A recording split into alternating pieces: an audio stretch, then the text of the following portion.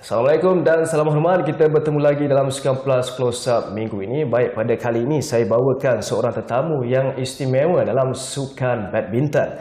Beliau merupakan bekas pemain nombor 1 dunia dan juga telah memenangi pelbagai kejuaraan di peringkat antarabangsa. Dengan itu saya perkenalkan bekas jago perseorangan lelaki negara, Roslyn Hashim. Apa khabar, Roslyn? Khabar baik, Zee. Baik, terima kasih kerana sudi bersama Close Up pada minggu ini. Pertama sekali kita nak santai dulu, Roslyn. Kita nak kenal secara peribadi, siapa sebenarnya Roslyn Hashim ni? Okey, nama sebenar saya lah, nama penuh kan. Nama penuh saya Muhammad Roslyn bin Hashim, berasal dari Kota Baru, Kelantan. Anak kelima dari 10 orang adik-beradik. Okey, Roslyn, bagaimana boleh memilih sukan badminton ni? Mungkin dulu adalah seorang pelari ke? Pemain bola ke? Tak adalah. Kalau ikutkan memang orang tua saya ataupun ayah saya lah, dia seorang pemain badminton, mewakili negeri Kelantan. So mungkin dekat situ ada darah kan badminton dalam diri saya, sebab kalau ikutkan bukan saya seorang je. Dalam family kan, abang saya pun badminton juga, kebanyakannya mewakili negeri lah. Cuma 5 orang sebenarnya yang mewakili negara. Okey, Roslyn, bagaimana perjalanan daripada seorang pemain hingga ke seorang pemain negara? Bagaimana boleh kongsikan bagaimana Roslyn punya perjalanan career badminton? Okey, saya bermula main badminton ni umur saya 7 tahun lah. 7 tahun saya dah mula main. And then macam biasalah proses kita bermain badminton ni dari peringkat ke peringkat lah. Maksudnya daripada peringkat sekolah, lepas tu daerah, negeri. Kira sekolah tu memang kita melalui dululah proses tu kan. Dan saya mula mewakili negeri Kelantan pada tahun 1988. And then saya mula mewakili negara pada tahun 1991. Ketika tu umur saya 16 tahun. 16 tahun saya dah mula starti skot kebangsaan. Itu kira peringkat junior lah sebenarnya kan. Sehinggalah mewakili negara sehingga saya retire pada tahun 2009. Roslyn, rejim latihan adakah berbeza pada waktu ketika zaman Roslyn berkelas sebagai seorang pemain dan juga pada ketika ini? Memang kalau kita tengok revolusi dalam sukan badminton ni, dia berubah, sentiasa berubah mengikut peredaran zaman lah kan. Kalau kita tengok, sebab lagi first kali kita tengok, kalau dulu kita sinonim dengan pengurutan mata 15, dan dia tukar kepada 21 sekarang. Jadi pernah tak 7 mata kan masa ketika 7 mata pernah. Itu tak lama sebenarnya. Dia sekitar dalam setahun je, tak silap saya lah kan, setahun. Tetapi yalah, boleh katakan 3 generasi. Maksudnya 3 zaman yang berbeza, 15, 7 dan 21. So memang kalau kita tengok dari segi program training dan juga dari segi permainan memang jauh berbeza. Kalau dulu macam kalau 15 poin kan, 5 mata, more kepada banyak rally, dan bukan maksudnya tak ada yang agresif, tetapi more lebih kepada strength, ketahanan dan juga tak salah kalau saya sebut lebih kepada seni, betul. Seni dalam badminton bila 15. So tapi bila kita lihat sekarang, zaman yang sekarang ni 21 poin ni, kita lihat game tu ataupun corak pemain tu dah mula laju. Strength tetap ada, tetapi dengan lebih pantas lah sebenarnya, dari segi pergerakan, dari segi pukulan dan sebagainya. Berapa lama sebenarnya dalam sewaktu bergelar pemain tu pernah the longest Roslyn berada dalam gelanggang? 100 minit, 120 minit? Lebih kurang dalam hampir 120 minit. Pada ketika bila tu? Masa tu semi final All England 2001. Ketika tu saya lawan dengan Cheng Hong daripada China. Tadi kedatangan mata 21 ni mungkin mengubah sedikit seni badminton, Roslyn.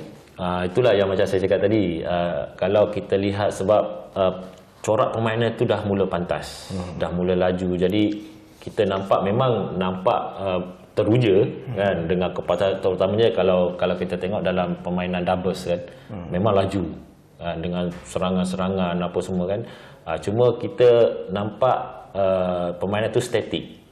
Dia macam seolah-olah kalau serang terus. Dia tak ada macam nak macam placing dulu apa ni kan. Kalau macam dulu dia ada tu semua. Cuma mungkin kalau kita dapat lihat mungkin di masa akan datang, kalau mereka BWF ni masih mengekalkan mata 21 ni, mungkin kita nak melihat permainan yang walaupun agresif macam saya cakap tadi, tetapi masih ada seni dia. Maksudnya placing tu lebih cantik, lebih luas. Jadi duration permainan pun mungkin akan lebih panjang lah. Lebih panjang. Okay, Roslin, sepanjang karier apa kenangan manis yang paling Roslin paling ingat? Mungkin boleh kongsikan. Dah semestinya bila diumumkan lah kan jadi pemain nombor 1 dunia. Saya masih ingat pada tanggal 24 Mei 2001. Tu kira momen, sebab kenapa saya cakap momen manis, walaupun sebenarnya ialah kalau yang tournament yang saya champion pun manis, cuma ini lebih manis dalam life saya ni sebab itulah cita-cita saya. Nak jadi nombor 1 dunia. Sebelum nak bergelar pemain nombor 1 dunia, mungkin ada kisah Roslin mungkin mengalami kecederaan ataupun ada kisah yang mungkin kita tidak tahu sebelum bergelar pemain nombor 1 dunia tu. Kisah memang ada yang wawarkan, ada yang tak kan. Yang diwawarkan tu rasanya semua dah tahulah. Saya ketika tu pun keluar daripada BM, dikenakan bayaran papasan apa semua kan. And then seperti kecederaan tu memang mungkin ada yang dah tahu, ada yang belum. Kecederaan saya adalah kecederaan serius saya di bahagian elbow saya, siku saya. Saya doktor panggil kecederaan tu, dia panggil golfer elbow. Di bahagian sini? Di bahagian dalam. Kalau di luar ni tenis elbow, itu yang sinonim, yang biasa akan kena. Tetapi golfer elbow ni agak jarang pemain badminton yang akan kena. Selalunya tenis elbow. Itu ketika sebelum gelar pemain nombor 1 dunia? Ketika sebenarnya. Ketika. So itu merencatkan sedikit sebenarnya itu prestasi. Kalau maksudnya performance tu agak, because saya tetap kena teruskan kan. Sebab masa saya kena tu, ketika saya diumumkan, dinobatkan sebagai pemain nombor 1 dunia pada tahun yang sama. Jadi selama saya mengambil masa selama 7 atau 8 tahun untuk sampai sembuh. Untuk sembuh sebenarnya. Untuk sembuh? Ya. Sebab dalam tempoh tu saya tetap kena teruskan bermain dengan high performance ni kan, intensity yang tinggi. Jadi ialah kalau ikutkan nasihat daripada doktor, dia of course lah suruh rehat kan selama 4 ke 6 bulan. Tetapi doktor sendiri pun dia faham dengan saya punya kejayaan saya, kerana kena terus main juga. So adalah beberapa ubat yang dia bagi dekat saya, tetapi benda tu bukanlah untuk menyembuhkan sebenarnya. Dia cuma untuk mengurangkan kesakitan. Jadi saya terpaksa kena balut tangan. Jadi benda ni saya tak bercerita kepada wartawan ke, sebab dia akan jadi satu alasan. Betul. So saya tak gunakan benda ni sebagai alasan lah. Apa perasaan ketika bergelar nombor 1 dunia tu, Roslin? Mungkin yalah, kita nak tahu number 1 in the world kan. So nak sampai ke tahap tu satu kita bukan mudah kan. So mungkin apa yang ingin kata-kata hikmat lah lepas bergelar untuk pemain muda kita untuk mengetahui kepayahan, kesusahan sebagai seorang pemain badminton negara. Bila saya dapat berita yang saya diumumkan atau dinobatkan sebagai pemain nombor 1, ketika tu saya ingat lagi saya tengah training sebenarnya. Tengah training, baru je balik daripada terbuka Jepun yang saya menang. Terbuka Jepun, balik ketika training tu tengah rehat. Reporter yang call saya sebenarnya. Sebab Dia selepas tournament ni, dia setiap hari Khamis dia akan keluarkan ranking terbaru. Selepas tournament. So selepas habis tournament di Jepun tu, final hari Ahad. So next hari Minggu tu, hari Khamis tu dia akan keluarkan yang latest. So bila reporter bagi tahu saya, mula-mula saya tak percaya sebenarnya. Kan, saya agak macam speechless, macam tanya balik lah, betul ke kan? Cakap ya betul lah. Kalau tak percaya dia suruh saya ni lah, buka BWF punya ni. And then dekat situ bila betul-betul saya percayalah benda tu kan, rasa macam yalah happy of course lah kan. Cuma dia ada macam nak cakap satu perasaan yang sukar saya nak share sebenarnya kan. Agak sukar. Benda tu bukanlah maksudnya sedih ke apa, tak.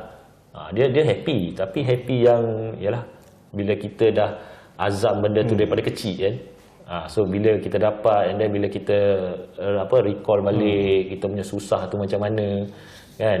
So benda tu rasa macam susah lah nak gambarkan kan. Tapi alhamdulillah lah, maksudnya saya syukur dapat jugalah, walaupun yalah kalau ikutkan tournament besar macam England saya tak dapat apa semua tu, benda tu saya tolak tepi kan. Yang penting apa yang saya nak dalam hidup saya dah dapat. Betul, rekod pernah bergelar pemain nombor 1 yang terus kekal hingga kini, Roslin. Baik, kita ingin mengetahui pada Februari lalu BAM telah melantik 7 legenda sebagai panel penasihat teknikal mereka. Roslin juga berada dalam panel tersebut. Boleh kongsikan bagaimana sebenarnya peranan legend-legend ni dalam membantu BAM ni sebenarnya? Okey, kalau kita lihat jawatan lah, maksudnya kita dilantik sebagai panel penasihat. So sebenarnya ini kita membantu apa yang kita nampak yang mungkin kelemahan yang ada, bukan dari segi pengurusan tapi dari segi performance player. Kita lebih kepada player dan juga coaches. Kita nak lihat, sebab yalah mungkin sebelum ni kita dah tahu macam mana performance pemain-pemain Malaysia memang agak kurang memuaskan dari segi pencapaian dan juga macam-macam perkara. So kita dilantik untuk melihat perkara tu semua, check and balance and balance semua, and then kita akan bagi beberapa info ataupun usul kepada pihak tertinggi dalam BM, dan perkara ni pun of course terpulang kepada mereka juga sebenarnya. Tetapi saya mengharapkan supaya apa yang diusulkan oleh kita sebagai panel ni didengarlah kan, didengari, kerana kalau tak buat apa panggil kita. Soalan macam itulah kan. So sebab kita masuk pun hanya untuk Malaysia, untuk badminton Malaysia. Sebab kita dah agak lama sebenarnya, kita orang cakap secara keseluruhan lah badminton Malaysia ni dah mula menurun. Kan. So kalau kita tengok macam zaman Datuk Lee Chong Wei, cuma dia seorang je. So kita tak nak benda tu berlaku. Kalau kita tengok sekarang pun nak cakap yang sama macam Chong Wei pun tak ada kan. So mungkin kalau dibiarkan mungkin agak lagi parah lah kan.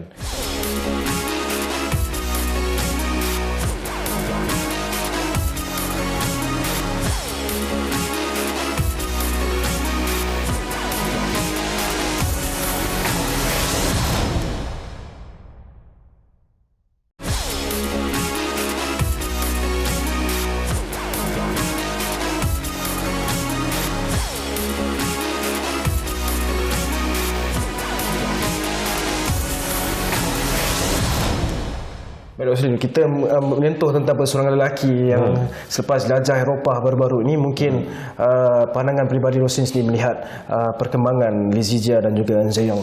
Okey, kalau kita tengok dua persoalan negara kita ni, terutamanya dalam All England, memang dua-dua ni performa bagus. Lee Zijia semifinal, An Ze Yong super akhir menewaskan Victor Axelsen. Itu satu pencapaian yang baiklah untuk dua orang perseorangan ni.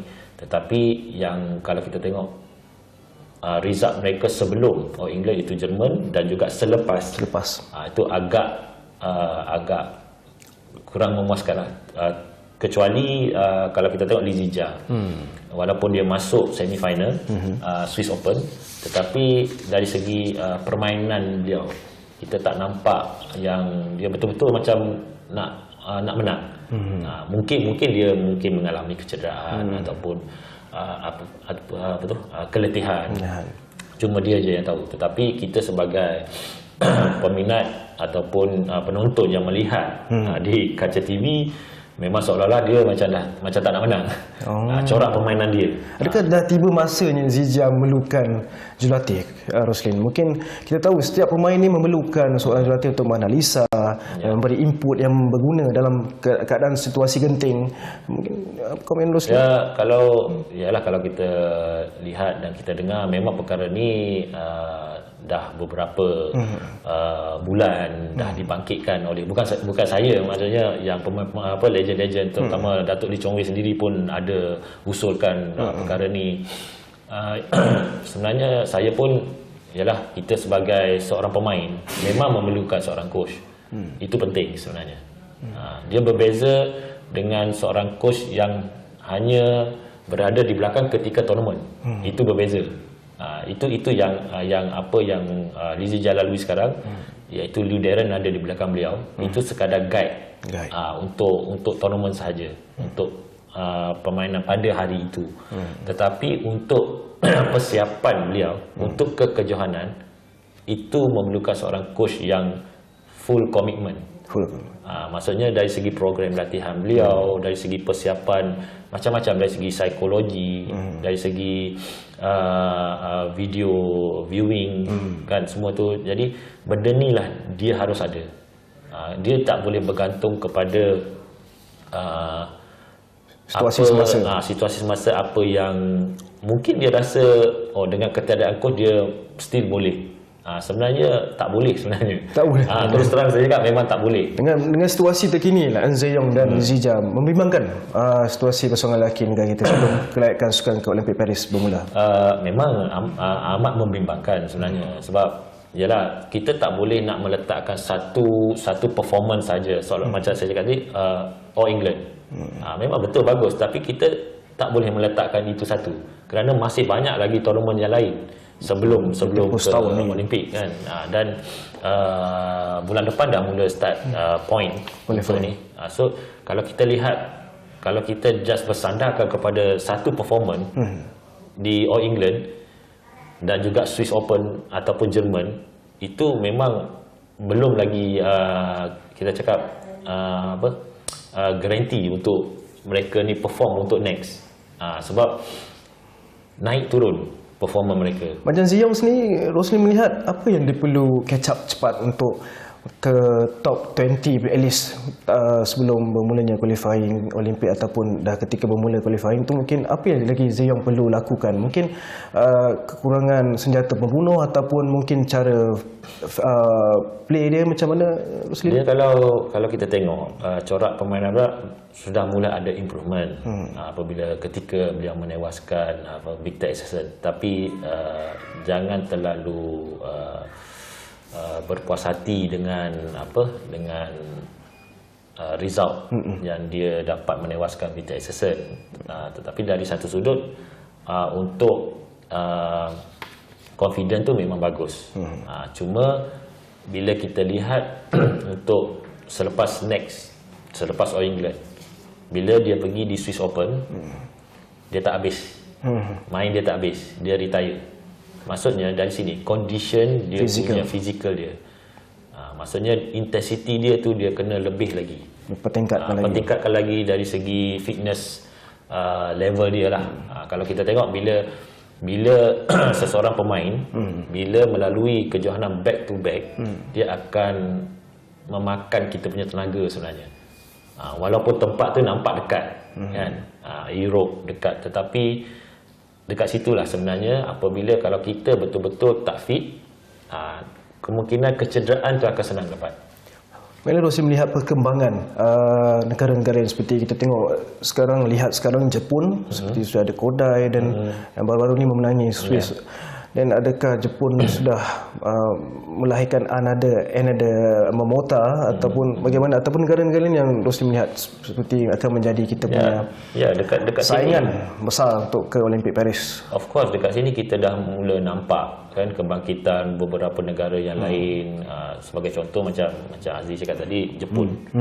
Walaupun ketiadaan Kento Momota, tapi kita lihat ada beberapa pemain lain yang di belakang sudah mula menonjol untuk mencapai level macam Kodai dan juga yang Nishimoto apa semua kan.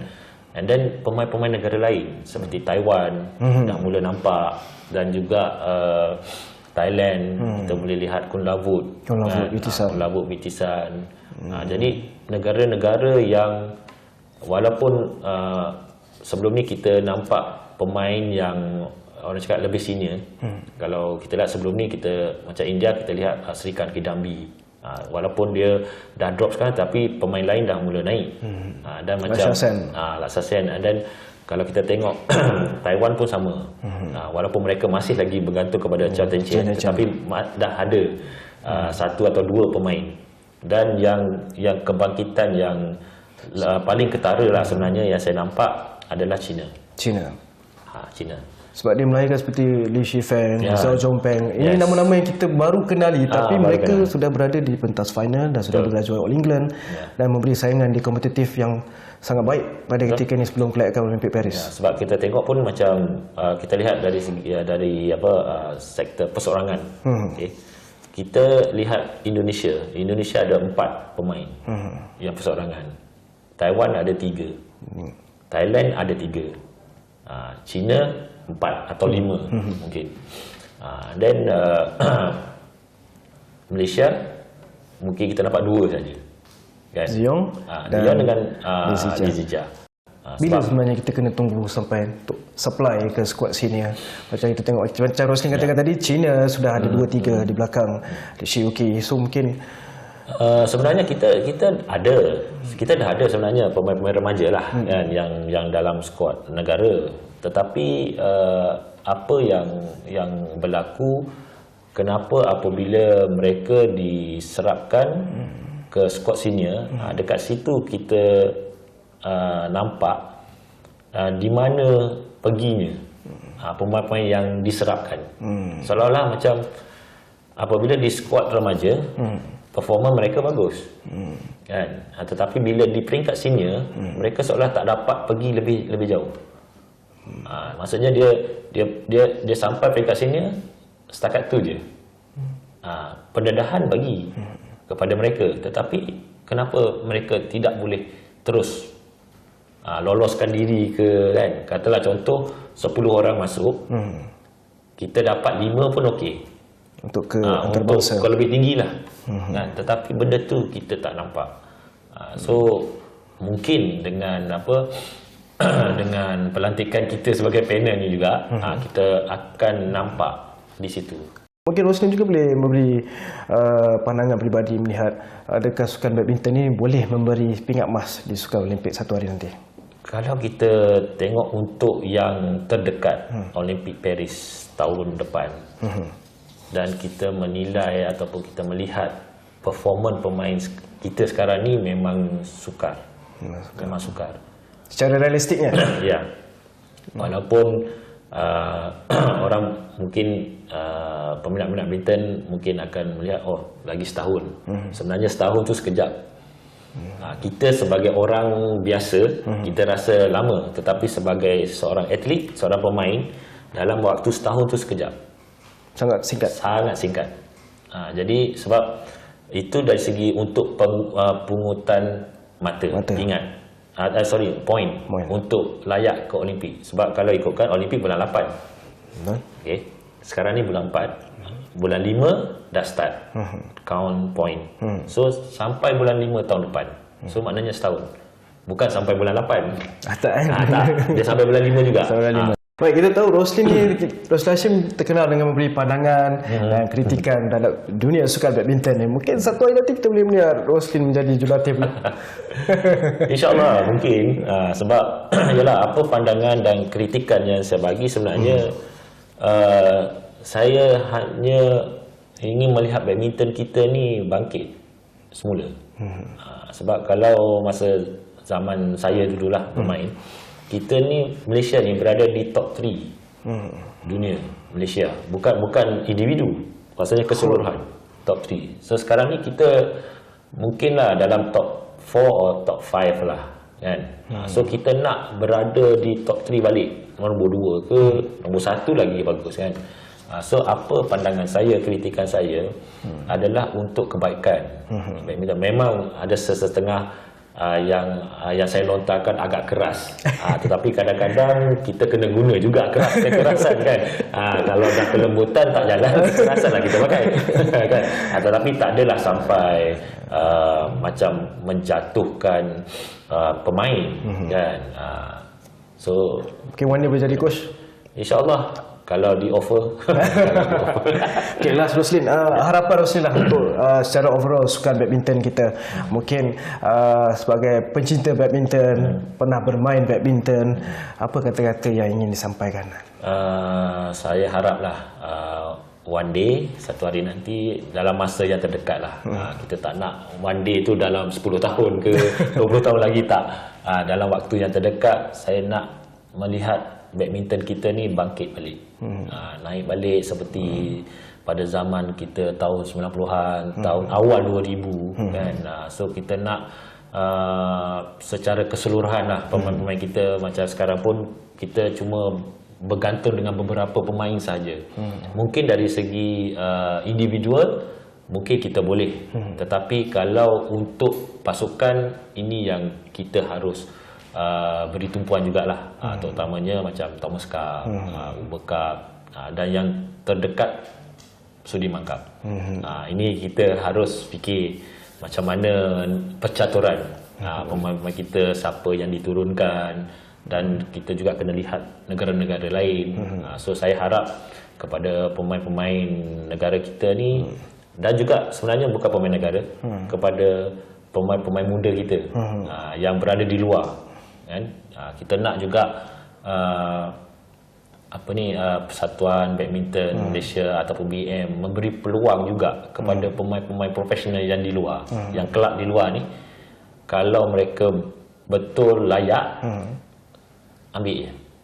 Kerana itu saya rasa skop untuk pemain ni lebih luas. Lebih luas akan datang.